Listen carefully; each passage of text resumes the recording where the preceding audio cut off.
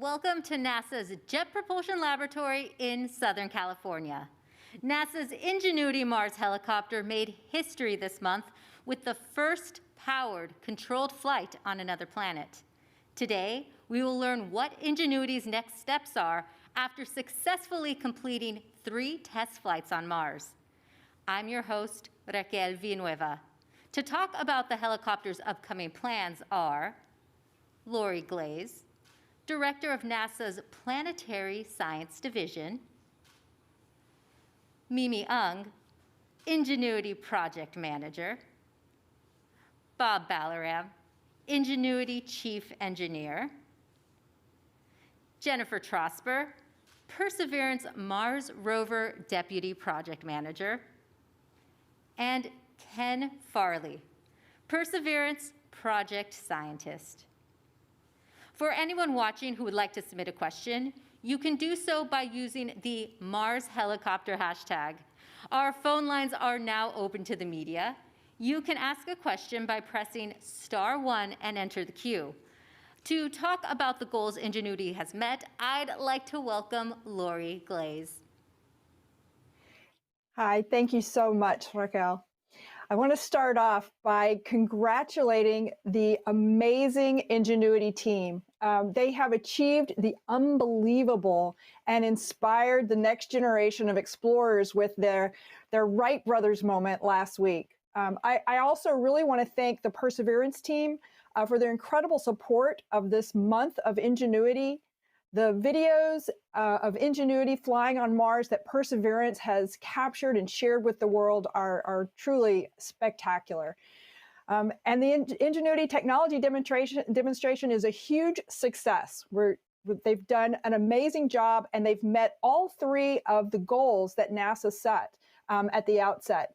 The first goal, of course, was to demonstrate back here on Earth, before we ever even launched, to demonstrate that it was possible for an aircraft to actually fly, a rotorcraft could fly in that very thin, low-density atmosphere environment of Mars.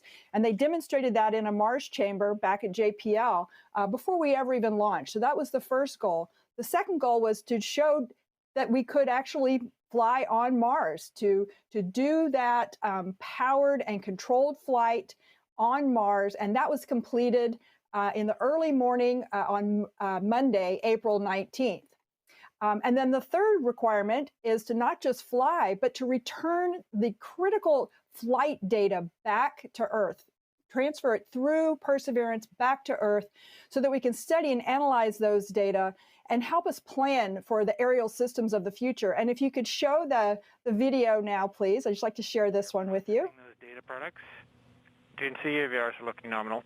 We see Z going to 5 meters, and then in the y-axis, which is relative to the starting position, we see the helicopter going out to 50 meters and coming back again.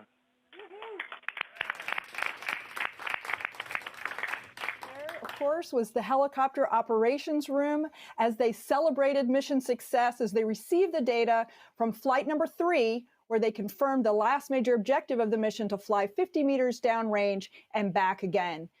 Technology demonstrations like Ingenuity are really, really important. You may recall NASA's first mobile surface explorer, the Sojourner rover, launched in 1997 and completely shifted our paradigm, forever changing how we think about exploring the surface of Mars. And Ingenuity is going to do the same thing. We've learned so much from this little technology demonstration that will enable future aerial systems and explorers.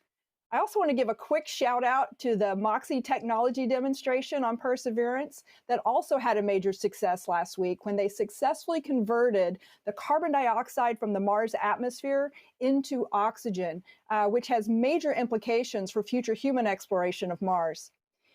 With the success of these amazing technology demonstrations, it's now time to pivot and start Perseverance's sampling campaign as the rover starts to head south.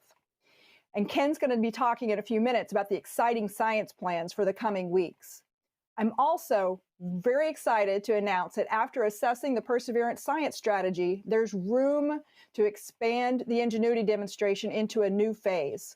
What you'll hear about today from Mimi, Bob, Jennifer, and Ken is how Ingenuity is going to transition from a technology demonstration where we proved the technical capabilities of the helicopter to an operations demonstration where we're going to gather information on the operational support capability of the helicopter while Perseverance focuses on its science mission. So what I'd like to do is hand it over to Mimi to talk about where we are today, what this transition is going to look like, and what we're hoping to achieve during the Ingenuity operations demonstration. Thank you, Lori. We truly appreciate the opportunity that NASA has given us for Ingenuity to now enter a new phase, operational demonstration phase. Our team has been extremely happy and proud of the Ingenuity's flight to date, and now it's like Ingenuity is graduating from the tech demo phase to now the new ops demo phase, where we can show how a rotorcraft can be used and show products that only an aerial platform from an aerial dimension can give. If we can play the video. This is a video of our flight number 3. And through these flights that we've had, we've been able to conclusively confirm our models and simulations and tests that we've done on the Earth. And in this flight here, there's Ingenuity flying free. It's finally flying 50 meters out. In fact, so far, it got out of the field of view of Mastcam-Z that's very carefully videotaping the flight. And it was a joyous moment for our team because, you know, the Ingenuity had only been flying in chambers and constrained volumes until now, but there it went. And it does come back into the field of view of Mastcam-Z camera. And that was a fantastic day. So there was Ingenuity flying free, and with that, we have met all of our technical goals early in our first 3 flights. We're very happy. In addition, we've captured images from this first ever aerial images taken at Mars. Next, please. First from our engineering camera, the black and white camera that we use for engineering. Here's one of our favorite black and white pictures. And icing on the cake, we've been able to also capture color images. And here is one of them. In fact, in the top left corner, we caught a glimpse of Perseverance rover. So, you know, with this new phase, we will now concentrate on utility of an aerial platform and work on operational products, such as aerial observation of specific science targets or looking at context features from places that are not accessible by rovers. Another operational product we'll look at is scouting for potential science observations, scouting for future rover traverse, or scouting for new airfields for the helicopter to transfer to. We can also look at stereo imaging of digital elevation maps. So as we make these products and the lessons learned from that exercise will benefit future missions with aerial platforms tremendously, definitely feed forward. And as we pursue these operational products, we will also continue to push the capability of Ingenuity. So a little more on the timing. This is a 30-day operational demonstration phase, but also note that Ingenuity was built and tested for the original 30 days of technology demonstration flights. So we will be celebrating each day that Ingenuity survives and operates beyond the original window as we enter into this operational demo phase. So at this time, Ingenuity remains healthy, and we will try our flight number 4 again today. And flight number 4, in fact, takes the first step into the operational demonstration phase. Flight 4, we will attempt the scouting functionality. Ingenuity will fly 133 meters south and take 60 black and white engineering camera images and 5 color images. And Ingenuity will fly back to the current Wright brothers field. And after landing, we will make 3-dimensional digital elevation maps with the engineering images, and then we'll use the 3D digital elevation maps and the color images to pick safest new airfield that we can see. And on Flight 5, we will send Ingenuity on a one-way flight to transfer to the new airfield. And after it arrives at the new airfield, we're going to work very closely with Jennifer's and Ken's teams to identify the new operational products and scenarios that we want to test forward. So I can't tell you how excited we're about this new phase. And I want to thank Ken Farley. Ken, thank you for the first 30 sols. Really the precious days on Mars, that really allowed us to show that we can design and build and operate a rotorcraft for Mars and this opportunity to continue forward. And Jennifer, thank you for the Perseverance operations team, all the imaging, the video coverage, and your team absolutely coddled Ingenuity to give it all the chance that it could possibly have to succeed. So really looking forward to continuing.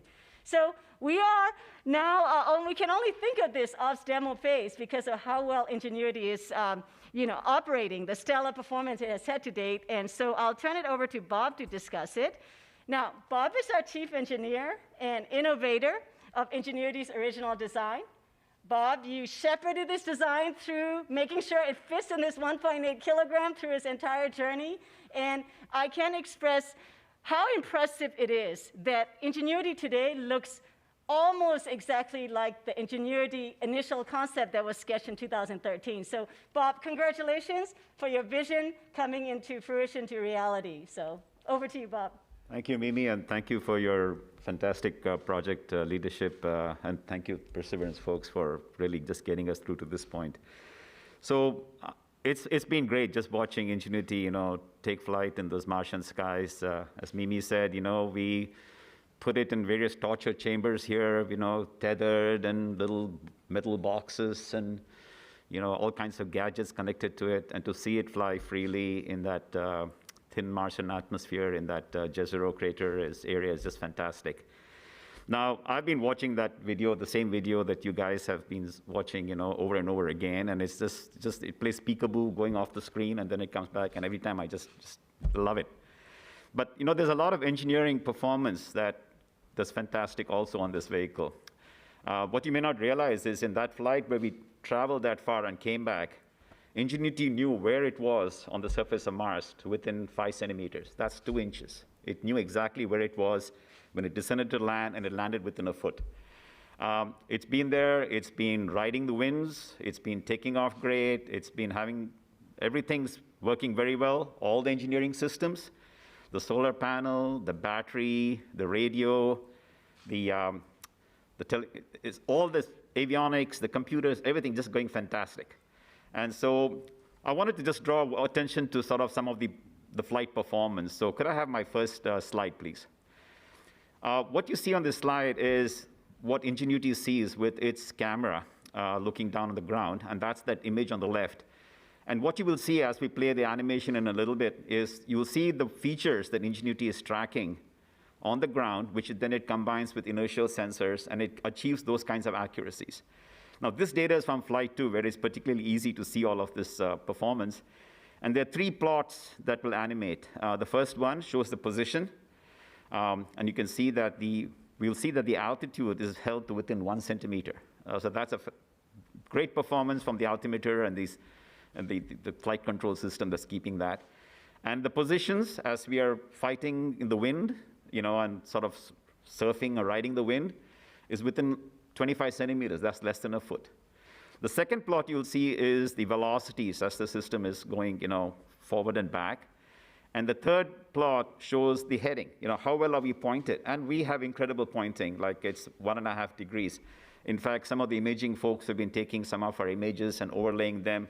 They haven't had to do much in the way of correction because the initial pointing information we give to them is just perfect.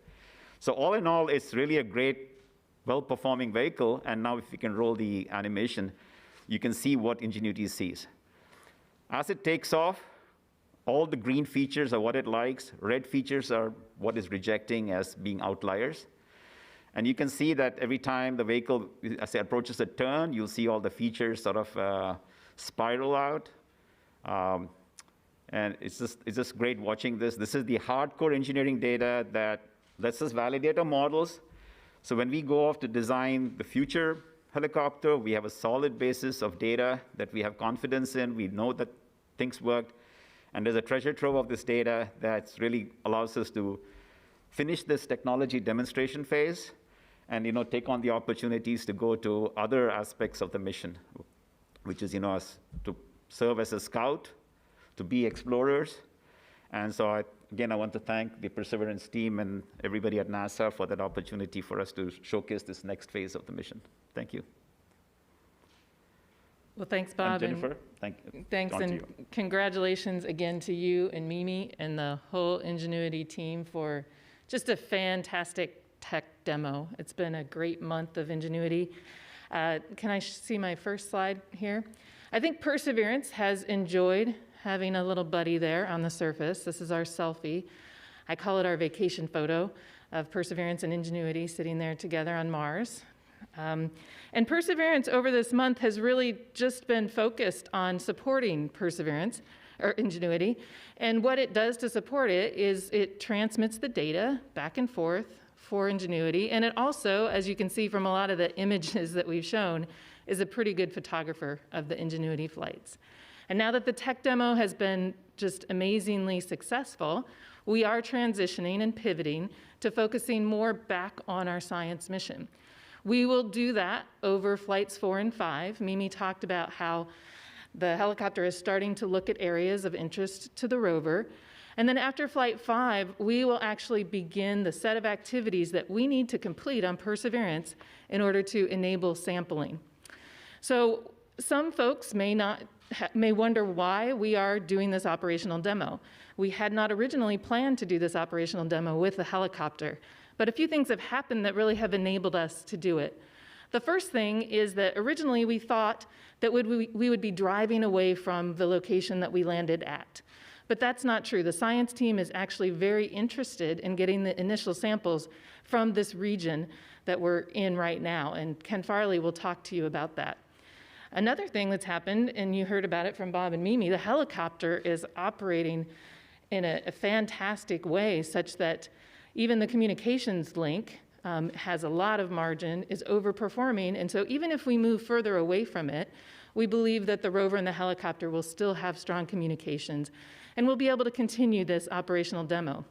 But in order to make the operational demo not have a big impact on the science mission, in fact, we call it not to interfere, we have to operate Ingenuity slightly differently than we did before. What that means, this new paradigm of operations, means Ingenuity will only fly every few weeks instead of every few sols.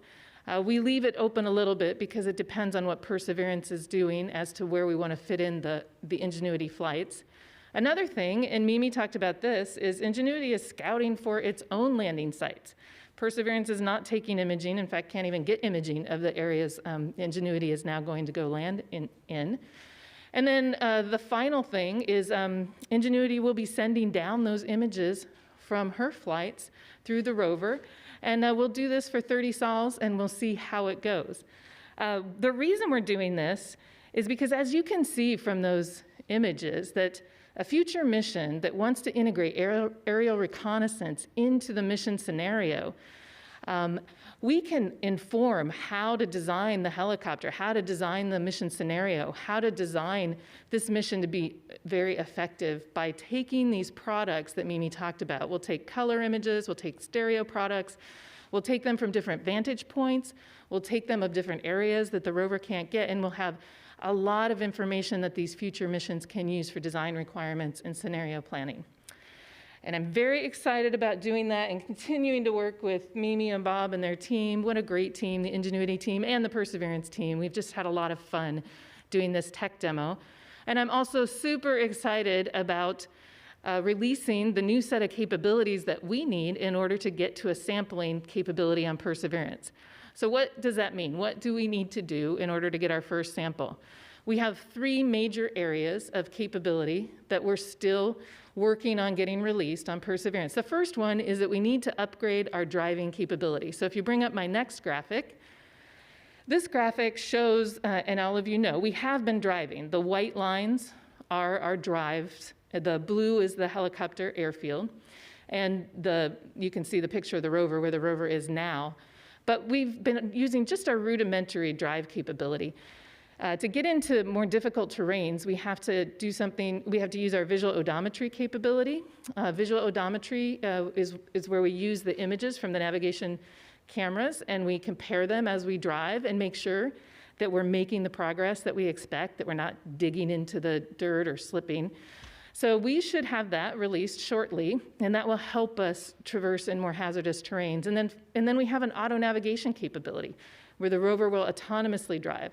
We have 4 or 5 activities that we need to do in order to characterize and release that. And once that is released, Perseverance will be able to drive up to 3 times further on any given sol than Curiosity ever did. So it's a great capability. So that's one set of capabilities.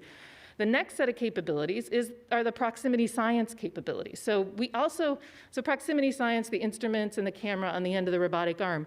We've obviously been using those. We used them to take the selfie. We've been taking images of the surface of Mars from a standoff of about 10 centimeters, but we need to get much closer. We need to get to about 2 centimeters. So we have a set of activities to calibrate and characterize our ability to get within that 2 centimeters on the surface. And then finally, we also need to finish our checkout of the sampling system itself. The adaptive caching assembly, which sits in the front of the rover, and the sample handling arm, which manipulates the sample tubes, still needs to complete its checkouts, which we'll be doing the last few weeks of May. So when we finish all of that, we will have a full sampling capability where we can quickly get to the locations the science team wants to explore. We'll be able to investigate what rocks are best for sampling with our instrument suite on the end of the arm. And then we'll be able to actually sample and get a sample. So with that, I will hand it over to our project scientist, Ken Farley, who will talk a little bit about where we think these first samples will come from. Ken? Thanks, Jennifer. On behalf of the science team, I'd also like to offer my congratulations to the Ingenuity team. It has been a very fun ride for the science team to be supporting Heli and to really have the front row seats of watching this really remarkable technology demonstration succeed. Beyond that, it has been a very busy time for the science team. The last 2 months, we have gotten an enormous amount done. Jennifer has told you about the checkout of capabilities that are now completed on the rover and that will continue for a short amount of time going forward. But really, this is the time that we are transitioning into the science mission. We have acquired enough information from the instruments already, literally thousands of images, which are now up on the NASA websites. You can all go and look at. And this information has told us a lot about our landing site. And this has allowed us to prepare a plan for how we will proceed. And as Jennifer mentioned, what we are going to be doing is an intensive investigation, which we call a scientific campaign in the region, if I can have the first graphic, in the region in this red bounded zone. For reference here, the Perseverance rover is at the blue dot, and the distance, the diagonal distance of that red zone is a little over a mile. So we are expecting to explore in this area, looking for interesting rocks. What we believe we will find in this area are rocks that likely represent the oldest material which is present in the crater floor, and that's the very heavily cratered area on the eastern side of the previous image. And the exploration that we will do will also bring us to what we think are likely to be rocks that were deposited in the middle of the lake that once filled Jezero crater. These rocks are likely to be mudstones, very fine-grained, once mud at the bottom of the lake. And these are very important for our investigation because this is the kind of environment that we expect to be most habitable by organisms that might have existed on Mars billions of years ago, as well as having the capability to preserve biosignatures over the billions of years since the lake dried, climate changed and the lake dried. So that is the plan for the next probably several hundred sols. We expect to collect a small number of samples, perhaps 3 or 4 samples in this time period. And then we are likely to move off towards the delta. And what you see in this image here is an indication of the terrain in that red zone. And what the important features, you can see the rover tracks, you can see we're going to backtrack a little bit past where we initially landed, which is only something like 100 meters away from where we are. And we will trek something like a mile. And one of the very fortuitous things is the location that we landed actually involves multiple different rocks exposed at the surface, as well as a safe and straightforward pathway for traversing. We have quite a narrow corridor, actually, that we can drive through. On the one side, we have sand dunes that are too risky to drive through, and the other, we have boulders. And we have this nice corridor that is going to direct us into this area where we will undertake our first campaign and really get the science mission started. This is, of course, a multi-year scientific investigation, but we're very excited to be getting this first step going. And the other thing I like to say is it is very interesting for us on the science side to be able to participate in this demonstration of the operational capability of a helicopter. Of course, we recognize that the ability to both scout rover traverse directions, making sure that there are pathways that are safe and efficient to get us to where we want to go, and the ability to fly the helicopter out into terrain that the rover cannot possibly traverse to bring back scientific data. This is extremely important for future missions that could combine a rover with a reconnaissance helicopter. And so the science team is excited about being able to play its part in further supporting this demonstration for Ingenuity. And with that, I will turn it back to JPL and Raquel. Thanks, Ken. We are now ready to take media questions. Remember to press *1 to get put in the queue, and please direct your questions to one of the panelists. We're also taking questions through the Mars Helicopter hashtag. To start, we have Marcia Dunn from the Associated Press. If Flight 4 takes off today as planned, when will Flight 5 be? And am I correct in understanding that the helicopter is going to have 30 sols on top of the first 30 sols for operations, which would take potential flights into the beginning of June? And how far can these two vehicles be apart and still be able to communicate? And will the new airfields be along the rover's path? Thank you. I can start. Yes. So first, yes, is 30 sols beyond the initial 30 sols. So and the vehicles can be apart up to 1 kilometer or even further. As Bob mentioned, the signal-to-noise ratio is extremely good. So we can go even beyond 1 kilometer distance. So in terms of Flight 4 and then the timing to Flight 5.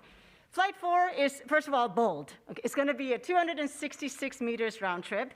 And then after it lands, we are going to be processing these 60 black and white images to generate these 3-dimensional digital elevation maps. And then based on that, make the decision on where Flight 5 will go. So the timing between Flight 4 and 5 will be longer than usual. Instead of the 3-day cadence, it will be close to another week before we attempt Flight 5. Thanks. And Marcia, you had several questions. Did you have another one you'd like to get answered? Let me just, I'm sorry, I've got all this, I got to mute my audio. I think that answers it. So you'll be having tests through June. Oh, and will the flight path, will you be sort of trying to find airfields along the route of the rover, or will the rover sort of be trying to tag along where the helicopter is going? Who's leading who here? Thank you. Oh, absolutely. The rover is primary going forward. So yes, we'll be working with Jennifer and Ken extremely closely. And in fact, not just even the path, even the kinds of products that we want to prioritize. So yes, definitely a shift from our 30 days of being spoiled, Jennifer, to now, yes, we will be on, working with the convenience of the rover. Thank you, Mimi. Up next, we have Kenneth Chang with the New York Times.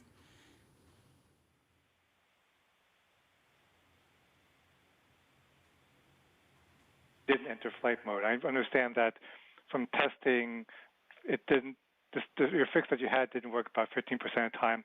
I was just wondering what sort of conditions lead you not to enter flight mode.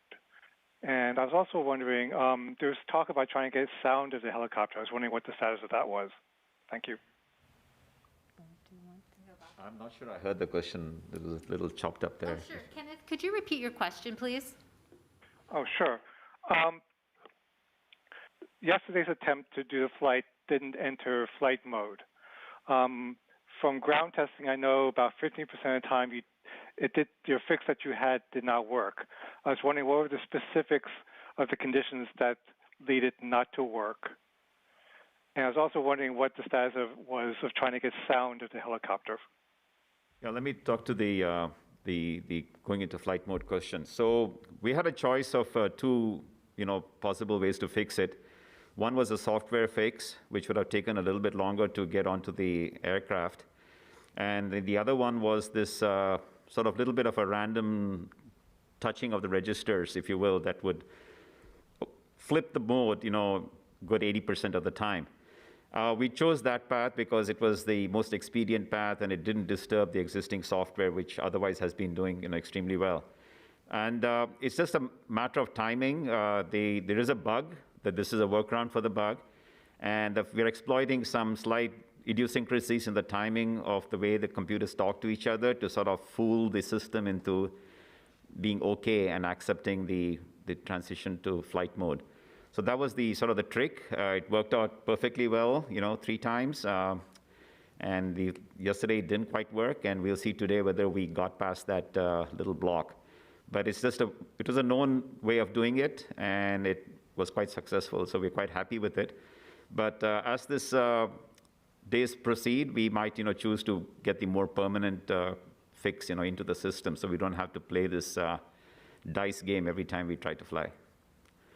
And then there was a second part of that question which I've forgotten. About the status of getting sound. Do you want to talk about that, Jennifer? He's saying, what is the status of getting sound from the flight? Yeah, I can just briefly say we did a characterization test earlier in the week where we were running the cameras and the SuperCam microphone and the radios, and that worked. So we are going to attempt to get sound from flight number 4. Okay, thank you. And up next, we have Paul Brinkman from United Press International.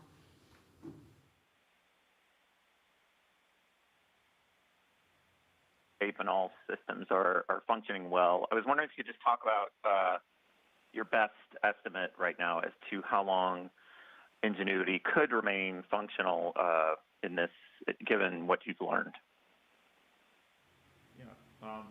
Let me take that one. So right now, Ingenuity is healthy, but it wasn't really designed for a long mission. So all the parts that are there in the system have not gone through a validation of, how many freeze and thaw cycles they can go through before something breaks. The number of commercial parts which were not explicitly designed for the space environment. So the expectation is that at some point with enough thermal cycling, a solder joint or something will snap. But that said, there are no consumables on this helicopter. The only consumable, if you will, is our landing gear, which is probably good up to 100 landings. And as you can see in all the videos, we really haven't been stressing the landing gear at all. Everything else is just a function of energy availability. There is dust in the atmosphere that will build up as the months progress. But right now is a good time to fly, and we'll probably be good from an energy perspective, at least for a few months. And if the luck holds out as far as the parts go, we should survive all those freeze-thaw cycles and be okay. Thank you, Bob. And we have a social media question coming in. It's on Twitter from Headcrab Zombie. Asks, 3 flights so far. What has been your biggest surprise? Well, I think the surprise has been on the positive aspect. The data that we're seeing, what Bob showed, and to quote, some of the team members directly, it's been just phenomenal. Just the currents and the voltages and, and the flight performance have been exactly the way we have seen in our tests here on Earth. And that is Bob, when you say that is a super surprise, because we've planned on the first 3 flights with the 2 contingency flights to make up for surprises and differences, in our models, any unknowns that we would have had, and that's what those extra 2 flights for, and we have not had to use it. We've been able to wrap up in 3 flights. Yeah, I think technical performance has been fantastic, and that is, exceeding all our expectations. I think we had in our mind that there would be some issues on that level, and we'd have to work with them. But the only issue we had was the little gremlin that prevented us from going into flight mode. And in a way, that it was very satisfying to see all of this great performance come after we sort of got past that hiccup. So it's the other thing that I think surprised me a little bit is that we're actually getting very good visibility into what's happening inside the helicopter. I mean, we planned it and we designed for it. But I always had this fear that we'd get to Mars and not be able to get all the data we wanted and not get that visibility into what's happening. We get a lot of visibility here when we test here on Earth because we're highly instrumented in our test chambers. But thanks to Perseverance's videos, thanks to the sheer data volume that they're able to process through all the orbiters back to Earth, we're getting so much data, and that's been a very pleasant surprise that essentially everything we've asked for from an engineering sense, all the data we've been getting, the performance has been superb. And all the contingencies we worried about, not surviving the night, not having enough energy, solar panels, perhaps not working as well as expected, all of those things have just gone away, and it's been working exceedingly well. Great, and up next, we have Bill Harwood from CBS News. Yeah, hi guys. The 30-day op demo that you're getting ready to embark upon, is that a firm line in the sand? In other words, if you're still fully operational, is there any chance that you could extend farther, or will that be it? And when you get to the end of that 30 days, or wherever the end comes, what's your plan for the helicopter? Do you park it somewhere and Perseverance drives away, or is there anything else you could do? Thanks. Lori, do you want to answer part of that question? Sure, I'd like to take part of it. Hi, Bill. Thank you for the question. So we're, as a demonstration in the operational demo mode that we're going to move into after the 4th and 5th flight, we're in a kind of see how it goes phase. So we're going to watch the performance. We're going to see the kind of data products that we can get back and see how the 2 flight systems work with each other.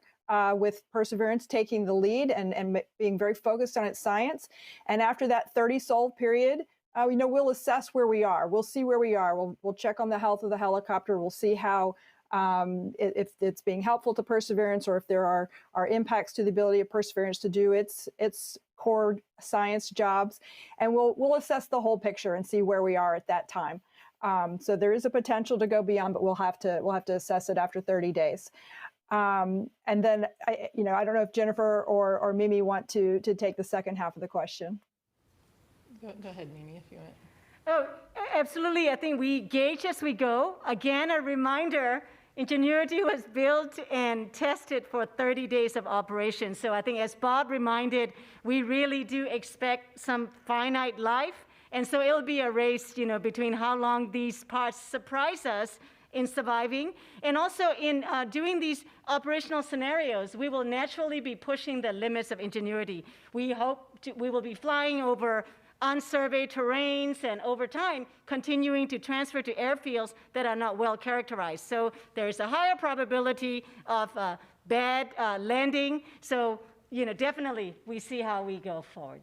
Yeah, and I'll just add, there are lots of different ideas about how this might end and what the final flight might be, and we've all talked about it many times. But as we go through, our objective here is just to evaluate every month and see how it's going, and then determine what the next steps are. So we're not really ready to say what the final step would be, because we're taking it incrementally at this point. Thanks for your answers. Up next, we have Lisa Grossman with Science News. Hi, all. Thank you for taking my question. This is probably for Mimi. I was wondering if you could anthropomorphize the helicopter a little bit. Now that you've gotten to know it, does it have a personality? What's its relationship with Perseverance like? And if you were Ingenuity, how do you think you'd feel at this moment? Wow. Okay. So Ingenuity, my summary, Ingenuity loves Mars. That's just, we have been shocked and just, you see the flights, right? It takes off and I almost feel the freedom that it feels, no longer tethered like Bob was describing with, test cables or stuck in a chamber, and I really feel Ingenuity loves Mars. And Perseverance, as I mentioned, has been the ultimate spoiler, just spoiling Ingenuity all this time. So that's how I really see it. And Ingenuity loves Mars. Great, thank you. The ultimate Mars duo. Up next is Joey Roulette from The Verge. Hey, thank you. Bill Harwood kind of asked my question, but I wanted to, expand a little bit. If things go really well in this new operational demonstration phase, are you guys hoping that you can transition or that it'll graduate again into some more operational capability, or what are you guys hoping for that? And how many flights are scheduled for that phase? Thanks. Yeah, I'll go ahead and answer that. So initially, in the first 30 sols, we'll probably, after Flight 5, we'll get 1 or 2 flights, and then we'll evaluate.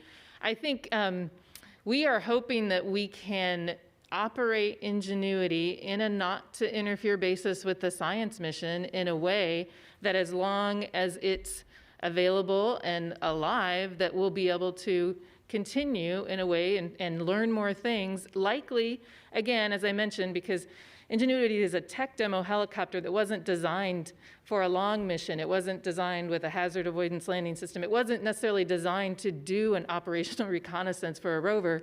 But as we move forward, we'll evaluate how it's doing, and we would like to, on a not to interfere basis, as long as we can keep going with the sampling, we'd like to continue that if we can.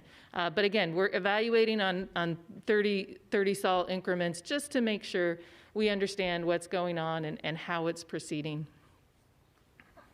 Okay, thank you. And up next, we have a question on social media. Jim on Facebook asks, are there plans to test max altitude possibilities? Bob? Yeah, so right now we have found that the 5-meter altitude is a sweet spot for us to be. It gives us good resolution on the ground with our downward-facing nav camera. So when we do these map transects back and forth, it's a good place to be. We can see rocks and hazards and things, especially if you're picking a new landing site, that's good. But as part of this, providing utility to the rover, I wouldn't be surprised if it has some particular location, we are asked to go to a higher vantage point, like let's say 10 meters, and do a look around and provide some panoramic type imagery that might be useful to either the rover operators or the scientists. But for the normal sort of transect map making, the 5 meters altitude has proved to be a good place to be. Thanks, Bob. And up next, we have Gina Sunseri from ABC News. Mimi, as you watch Ingenuity fly, are you taking notes for a possible successor, what you would do differently? Oh, yes. As we watch, the engineering data really has been examined and combed through by the entire team in the background. So absolutely on, what is the attitude and deviations from the predicted curves to the differences, those are being watched very carefully by our chief pilot, for our, the operations lead, and folks looking at the batteries and the temperatures. And so far, we haven't had to make any variations, but yes, our downlink procedure, downlink data review process is quite detailed, looking at many, many engineering products to examine the actual detailed health of the vehicle. But so far, we haven't had to make any adjustments. And then up next is Steve Gorman from Reuters.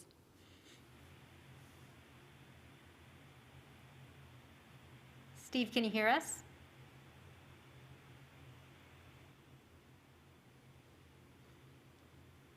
All right, up next, we will try to get back to Steve, is Issam Ahmed from AFP.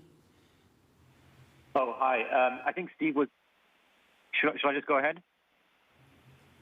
Hello? Hello, can you hear us? Yes, I can hear you. Yeah, my question was asked, so I'll ask a different one.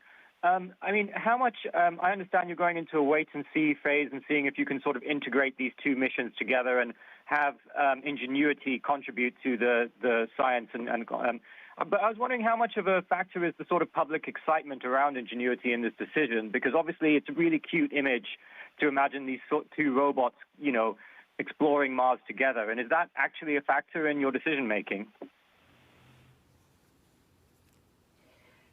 Lori, you can take I can that. take I'll take the first part, which is that, you know, yes, Ingenuity is cute and it's fun and it's got an incredible public outreach, you know, capacity. But in all honesty, this is really based on the science of perseverance. And so what I'd really like for Ken to also add to this, because you know, we wouldn't even be talking about this if the science team hadn't made the decisions that they had. I mean, they're driving the show. Once we complete the 30 Sol technology demonstration, you know, we're you know, really serious business on getting down to the you know, preparations for taking those first samples in Jezero Crater. And so it was the science team that was really focused on the science they wanted to do, and when they established what their science plan was, realized that there was an enabling opportunity here. So I'd like Ken to expand on that if he can, please. Yeah, sure. To repeat some things that we heard earlier, but to really drive home the point, the challenge that we foresaw originally with the helicopter and the science mission is that we thought we would be doing an intensive drive campaign in which the helicopter would not be able to keep up, literally because it needs to recharge between flights and because we have the ability to drive very quickly, we could get out of range. Based on the rocks that we have seen in the area, we really wish to spend a considerable amount of time where we are. And so it's sort of a fortuitous alignment of these two things. But it's also worth pointing out in maybe a more clear way, you know, Mimi talked about the support that she's gotten from the Perseverance rover and the Perseverance team. And that has come at the expense of being able to do full-blown science. And so now that we're moving into this additional demonstration phase, we really do have to see whether it is possible to carry out the science mission and support the helicopter simultaneously. And that's why we're going to do this operational demonstration test, just to see how it works. Great, thank you. And up next, we have Chelsea Goad from space.com. Hi, my question is for probably Mimi and Jennifer. You mentioned that with the ops demo, Ingenuity will likely fly 1 or more times than the 5 times slated for the tech demo. How many flights are you expecting for the ops demo? And if this addition will perhaps hinder in any way Perseverance's science mission, as we know, previously the tech demo had the rigid timeline because Perseverance had to go and begin its sampling mission. So it seems that that's changed quite a bit, and so I'm just curious what those expectations are. Okay, yeah. So let me expand a little bit on the support that Perseverance provides for Ingenuity, and a few things I think I mentioned, but one I forgot to, that will make the support a little bit easier for Perseverance. One of the things that we are doing, so within the next 30 sols, within the extended or the ops demo 30 sols, I expect we would fly 1 or 2 times with the Ingenuity. What we aren't going to be doing anymore, which took an enormous amount of time, is imaging the helicopter flights. And that is what took away from our ability to continue with the science mission in one way or another. The other thing that we didn't do is move very far away from the helicopter, and we are going to move further away from the helicopter. In fact, the helicopter is moving further away from us on Flight 5 to go to a different location.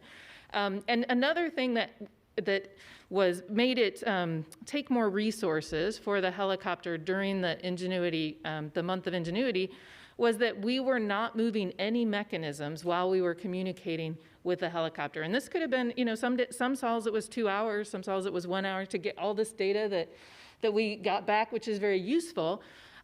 We weren't moving mechanisms because we were concerned about interference. We have worked towards a demo in our test beds, and we're doing this on Mars to start to confirm that we actually can move mechanisms while we're communicating with the helicopter. And that would mean we can do imaging and things like that that are not just the single images of the helicopter, but we can do science while we're getting images back from the helicopter. I think things like that are things that we're hopeful will work, but we're cautiously optimistic because we have not done those things fully yet. And so that's why we're looking at this every 30 sols to make sure we can still do the full operation. And we did coddle Mimi, the helicopter, and now we're taking some of that away. And the helicopter will have, Ingenuity will have a different risk posture in how the mission proceeds. Just to add to that, Jennifer, like one of the things we're doing with the helicopter going forward is helicopter has a base built-in hardware capability to just wake up every day at a given time, like 12:30 p.m. local, Mars Standard Time. And if it doesn't hear from the base station, it'll just go back to sleep and then wake up again the next day. And so we don't have to be, there is a mode where we don't have to be talking to it every day like we have been. So that's an example of one of the slower cadence capabilities that we're going to be exercising on the helicopter in this phase for the first time. Thank you. And it looks like we have Steve Gorman from Reuters back on the line. Yeah, hi. Thanks for hanging in with me. I appreciate it. You can hear me okay? We can hear you. Thanks, Steve. Okay. So I had two quick questions. One, in the last news briefing, Mimi Aung was talking about how she was emphasizing how they really intend to push the limits and push the envelopes on this helicopter, really push it to its limits. So it's suggesting, I think, in response to a question that in the end, for the sake of engineering, that Ingenuity would probably not meet with a really happy ending, and like it might. They're really going to try to push this thing till it couldn't function anymore, like maybe crash or something.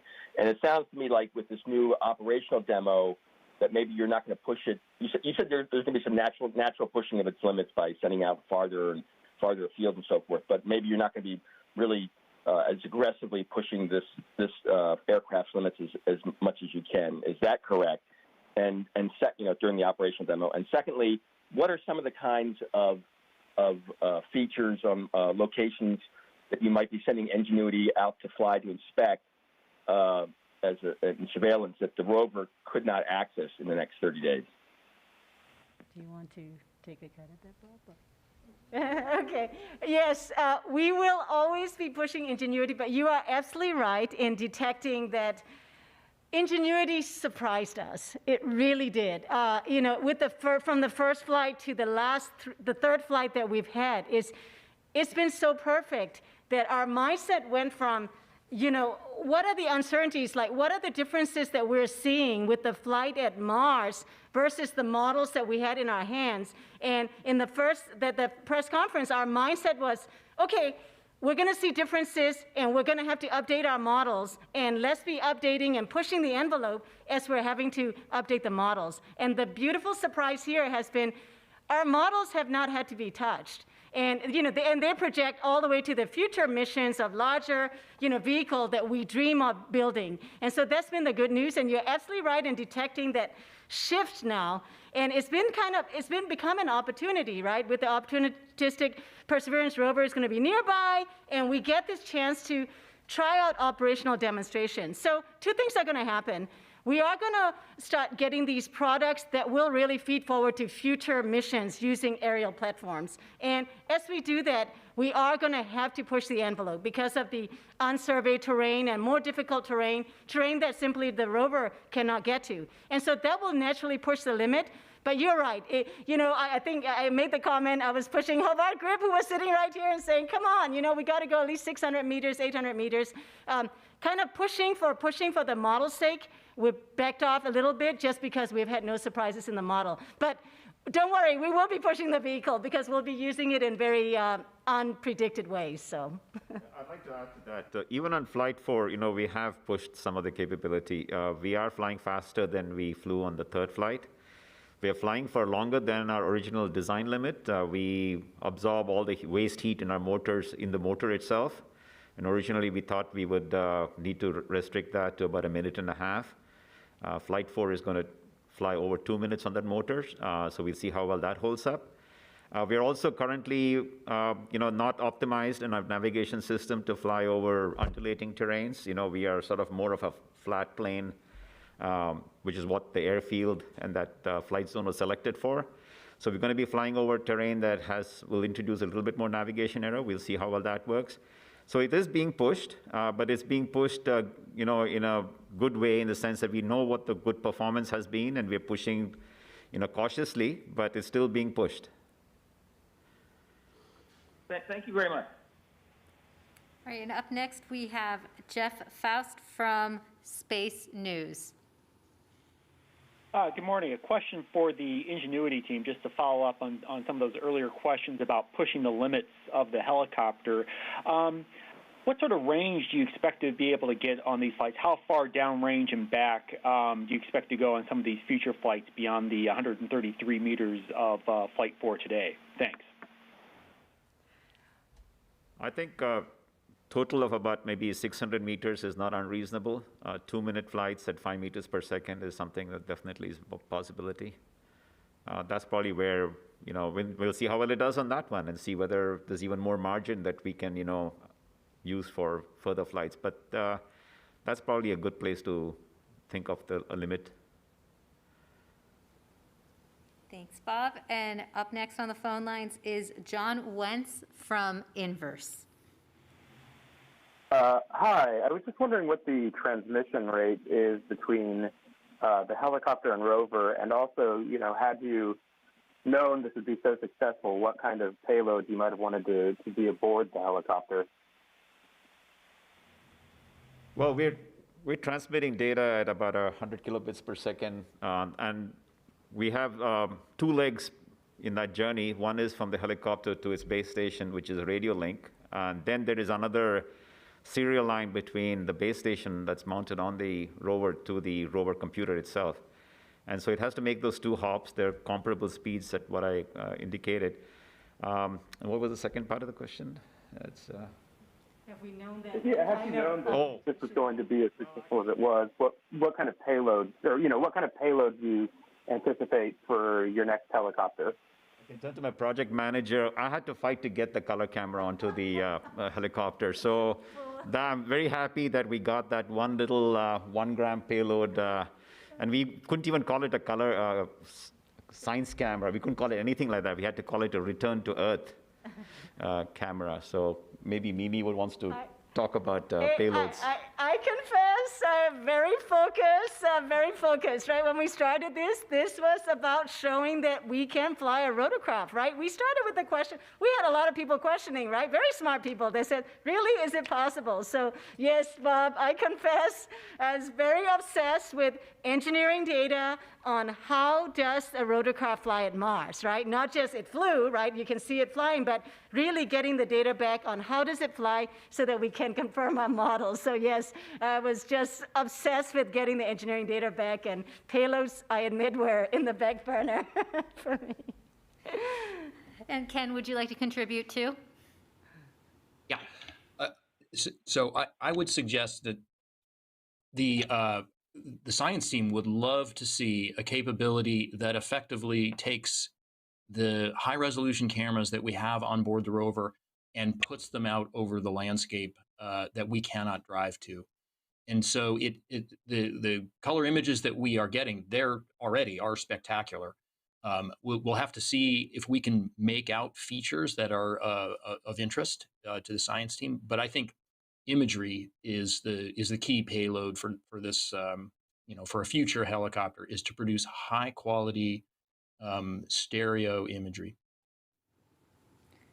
All right, thank you. And now we have a social media question coming in. Deanne on Facebook asks, how will this research impact human flight systems for Mars exploration in the future? Laura, would you like to take that? Sure.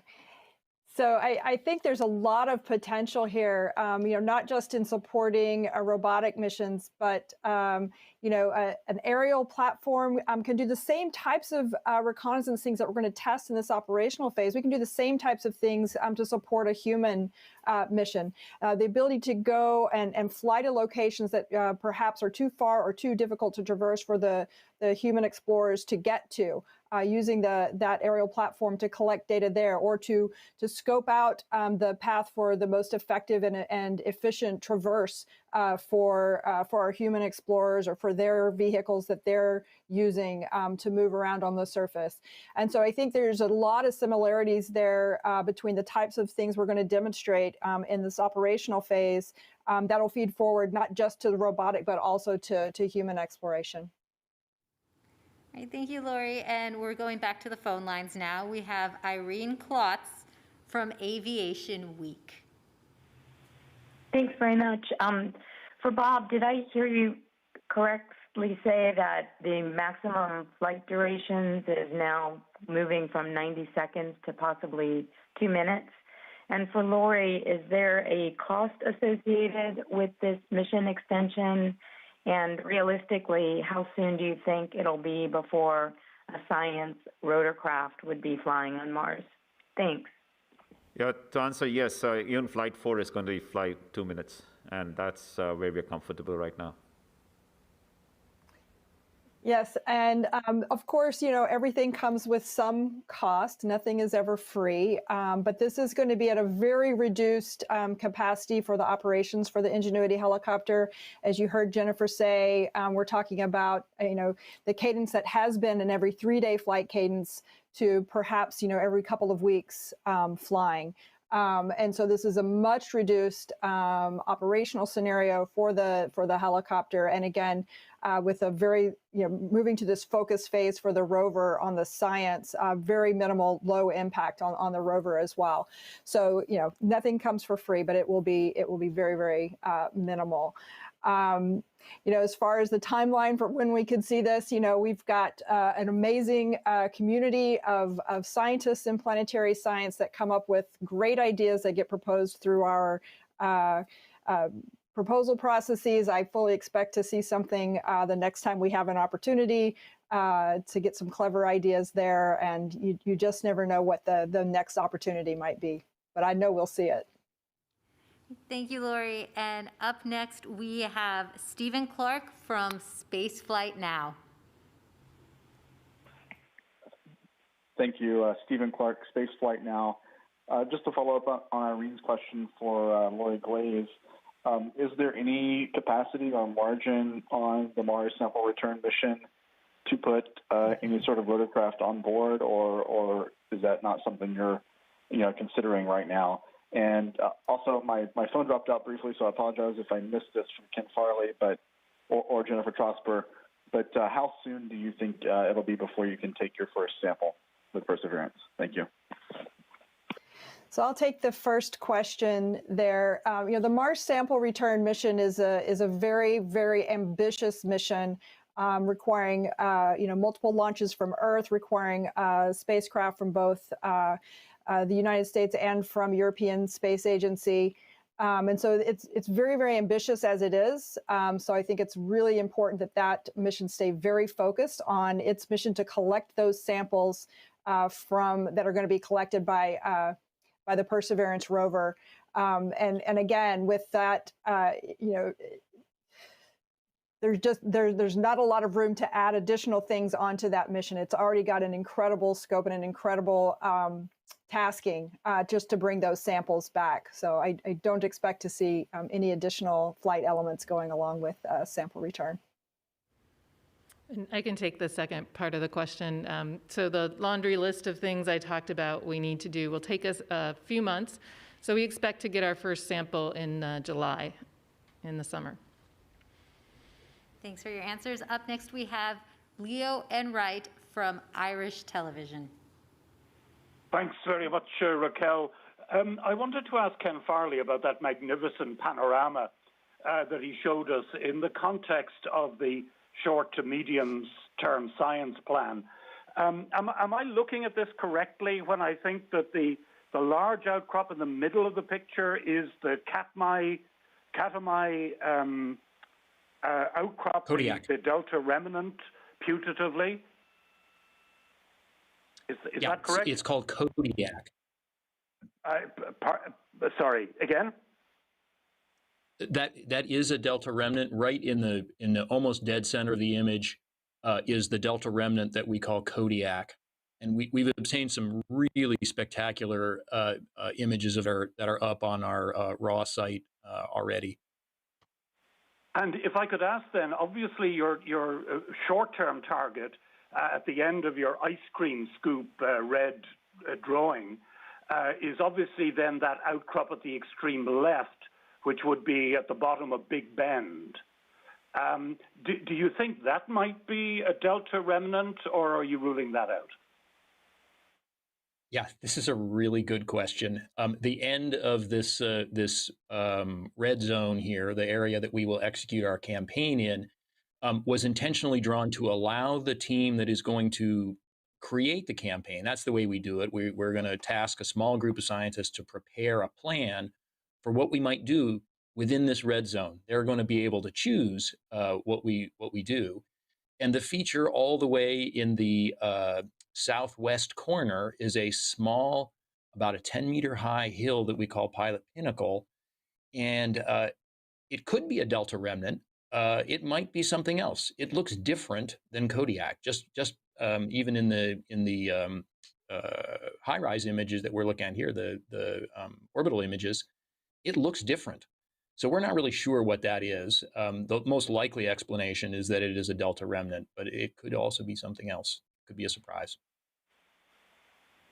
Raquel, I had a follow-up if there's time. Yes, there is. Just for Jennifer, I was curious. Yeah, you mentioned the microphone characterization test and some video that you shot. I'm just wondering, was that the mystery video on Sol 67 where absolutely nothing happened? It could very well be. I'm not sure I am that familiar with the mystery video, but it could have been during that test, yes. Thank you. Great. Thanks, Leo. Work on getting you that answer. And up next, we have Rick Lovett from Cosmos Magazine. Yes, thank you. My basic question is, so flights 4 and 5 are the extended mission for the first 30 days, or could there be a 6th? Oh, the flight 4 and 5 we're transitioning into this operational demo phase. So we should view them as operational demo phase, and it is the first time we are flying ahead of the rover. Ingenuity is flying ahead of the rover, surveying a terrain that we haven't seen before, and picking from it and transferring. And then from then on, for flight 5, Ingenuity will leave the current airfield, the Wright Brothers field, and Ingenuity will permanently transfer to the new airfield.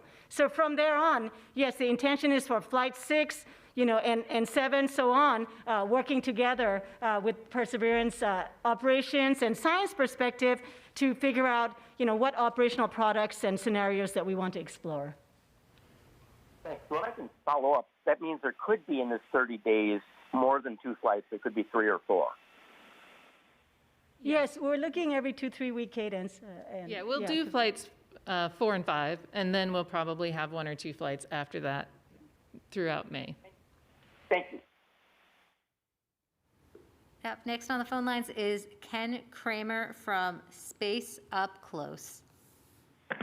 Thank you for taking my question, and congratulations on fantastic results so far.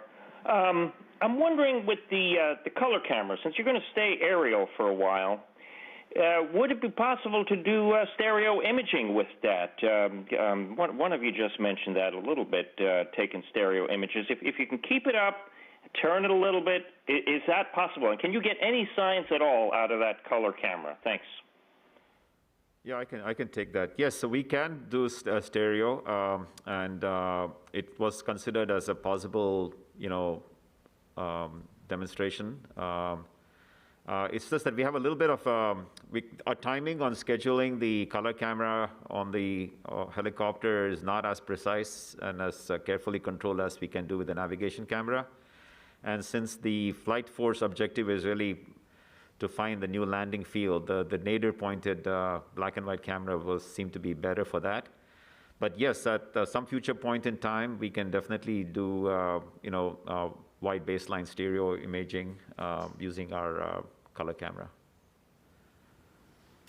Thank you. And we also have some social media questions coming in. Fred on Facebook asks, are you going to make a map out of Ingenuity's pictures?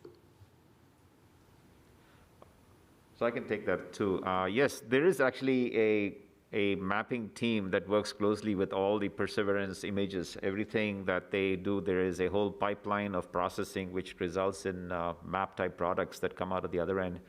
And we have been feeding our images from our cameras to that same team. And they have been building up, and they're getting ready, in fact, to build this digital elevation map, which is the first product from this long transect. And there are other map products that they can do. They have the good models of both our cameras. So as long as they get their images, which we hand on to them, they can process it, and they will prioritize how they process it depending upon what the need is. Thanks. Another social media question. That Guy Crafter on Twitter asks, will the data from Ingenuity be useful for the Dragonfly mission on Titan, or are the environments too different for it to be relevant? Lori? Sure. So I'm sure that Bob and Mimi can also say, but the teams have already started talking to each other. And yes, the environments are very different, but we are talking about remotely operating a rotorcraft in another environment. And so I think there's a lot of information that can feed forward about how we're operating this rotorcraft on Mars that can be helpful to the Dragonfly team as they develop their rotorcraft, which of course will fly on Titan. And as I said, I believe the teams are already speaking to each other about how the Dragonfly team can build on what has been learned from Ingenuity. You want to weigh in too, Mimi or Bob? Oh, okay. Yeah. So one aspect, I think, Bob and I, in our journey going from inventing the helicopter, in parallel, we found ourselves inventing the verification and validation approach. How do you test a rotorcraft that's going to fly on another planetary target, right? How do you test on Earth? And that itself has been a journey. So, for example, that is one area that we can really contribute to future aerial vehicles for other planetary targets. And yes, we are in communication. In fact, Michael Rixkevich was our independent review chair for the Ingenuity's entire development phase. So definitely connected. And the second aspect that Ingenuity can contribute to future aerial platform missions is how to operate it, right? At these large distances, how do we operate it from Earth? And that's also a very highly valuable information. And then, of course, with the latest now, the opportunity that we're getting in the operational demonstration phase, now we can go a step further. We will be looking at potential use cases and potential products that can really help operations as well as science exploration aspects of it. And we're very proud to be able to help future missions that way. Thank you. Another question coming in from Twitter. Kumar asks, how long, theoretically, can it stay afloat in the air with its batteries fully charged by the solar panels? Assume they're talking about Ingenuity here. Yeah, so our constraint is not the energy in the battery. We actually reserve most of the energy for staying warm through the night. The constraint really is a thermal constraint on how long we can operate the motors. Since we were a technology demonstration designed for short flights, all the waste heat in the motor actually gets absorbed in the motor, and the motor temperature rises by about 1 degree centigrade per every second of operation. So we have to manage that, and that's the ultimate limit that keeps us, puts a constraint on the time. It's not so much the energy in the battery. We have plenty of energy that if we wanted to fly longer, but it's purely a thermal temperature constraint. Thanks. And then Arno on YouTube asks, how excited are you guys on a scale from 1 to 10 now that Ingenuity will keep flying? 10.5. I don't know. I think I saw Mimi jump up and down the chair when Ingenuity flew that first time, and I'm not quite sure I can quite get that energy level, but it's been awesome. It's been awesome. So I don't want to put a number to it. Sounds like it's off the charts for you, Mimi. And then our final social media question. Charles on Facebook asks, the human race at its best when it is trying to achieve the impossible. How can the public help NASA continue this endeavor? That's a great question. You know, part of what we do with everything we're doing in NASA is to inspire. You know, we want to learn, we want to understand within Planetary, we want to understand the solar system and all of the planets and bodies that make up our solar system. But then we want to take that learning and what we've learned and inspire the public and everyone around. And so I think from the public side, the support of everything that we're doing, the incredible support we've seen from the public of both Perseverance and Ingenuity has just been absolutely wonderful. We're just so thankful and so happy that we can take the whole world with us, along with us on this incredible journey to explore Jezero Crater. Great, thank you so much. Now, if members of the media have additional questions, please call JPL's Digital News and Media Office. We'll also continue to answer social media questions online. Thank you for all your questions, and thank you to our panelists for joining us today. To learn more about the Ingenuity helicopter, visit go.nasa.gov/Ingenuity. To learn more about the Perseverance rover, visit mars.nasa.gov/Perseverance. There you can also see the latest images coming down from the rover. And if you're on social media, join the conversation about the helicopter by following @NASAJPL and use the hashtag #MarsHelicopter. You can join the conversation about the rover by following @NASAPersevere. Thanks for watching.